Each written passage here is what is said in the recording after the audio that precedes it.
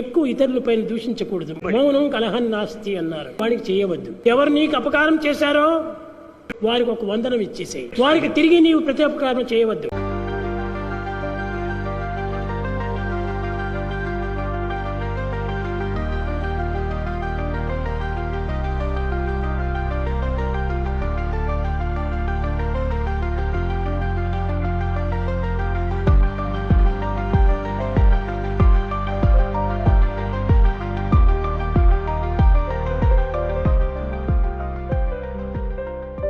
భగవంతుడు మనకి ఏం చెప్పారంటే మౌనంగా ఉండేటట్టు ప్రయత్నం చేయాలి. మౌనం కలహం నాస్తి అని చెప్పి భగవానుడు మనకి ఎన్నోసార్లు చెప్పడం జరిగింది.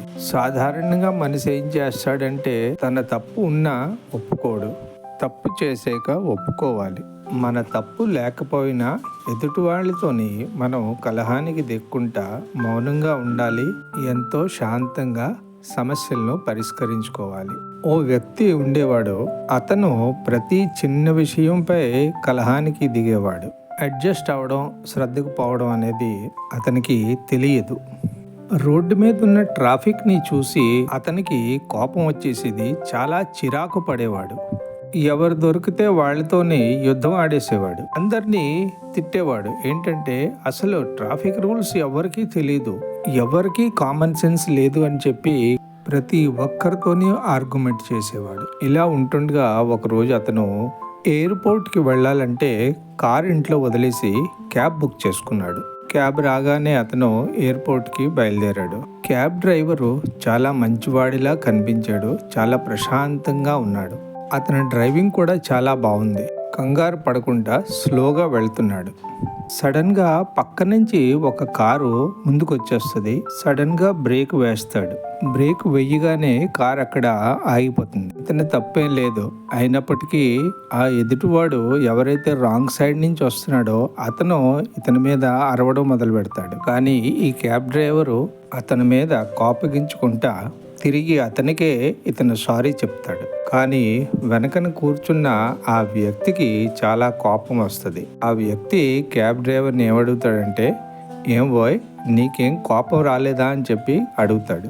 క్యాబ్ డ్రైవరు ఎంతో సౌమ్యంగా నవ్వుతూ జవాబిస్తాడు, నాకు ఏమాత్రం కోపం రాలేదు అని చెప్పి అంటాడు. అప్పుడు వెనకన కూర్చున్న ఆ వ్యక్తి ఏమంటాడంటే, అసలు ఇంత శాంతంగా నువ్వు ఎలా ఉంటున్నావయ్యా అని చెప్పి అడుగుతాడు. నేనైతే ఒక్క సెకండ్ కూడా ఉండలేను. ఆ వ్యక్తి తప్పు అతందైనా తిరిగి నిన్నంటున్నాడు. ఈ వ్యక్తి మాటలు ఆలకించి క్యాబ్ డ్రైవరు నవ్వుతూ ఇలా అంటాడు, సార్ డైలీ మాకు ఇలాంటి వ్యక్తులు ఎంతో మంది కనిపిస్తుంటారు. ఇలా ప్రతి వ్యక్తి మీద చిరాకు పడుతూ కోపగించుకుంటూ పోతే నాకు వాళ్ళకి ఏమాత్రం తేడా ఉండదు అని క్యాబ్ డ్రైవరు ఒక ఎగ్జాంపుల్ చెప్తాడు. అదేంటంటే, సార్ మీరు ఎప్పుడైనా మున్సిపాలిటీ చెత్తల బండిని చూసారా? అది నిండిన తర్వాత చెత్తంతా ఓవర్ఫ్లో అయిపోయి కిందకు పడుతుంటది. ఇట్లాంటి వ్యక్తులందరూ కూడా ఈ చెత్త బండి లాంటి వాళ్ళే. వాళ్ళ లోపల ఉన్న ఫ్రస్ట్రేషన్ బాగా ఓవర్ఫ్లో అయిపోయి పైన పడుతుందన్నమాట. ఇట్లా ఈ చెత్త బండికి వాళ్ళకి మధ్య ఎటువంటి తేడా లేదు అని చెప్పి అంటాడు.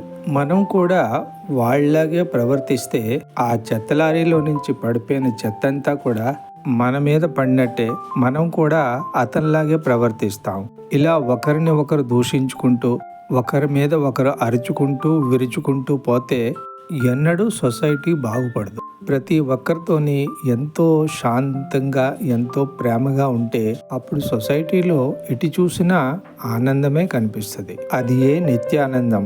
ఎక్కువ ఇతరులపైన దూషించకూడదు. మౌనం కలహం నాస్తి అన్నాం. లోక సమస్త సుఖినో భవంతు. అందరూ సుఖంగా ఉండాలి. సర్వులు సుఖంగా ఉండినప్పుడే నీ సుఖం కూడా ప్రాప్తి. కనుక మనం అందరి సుఖాన్ని కూడా కోరుతున్నాం.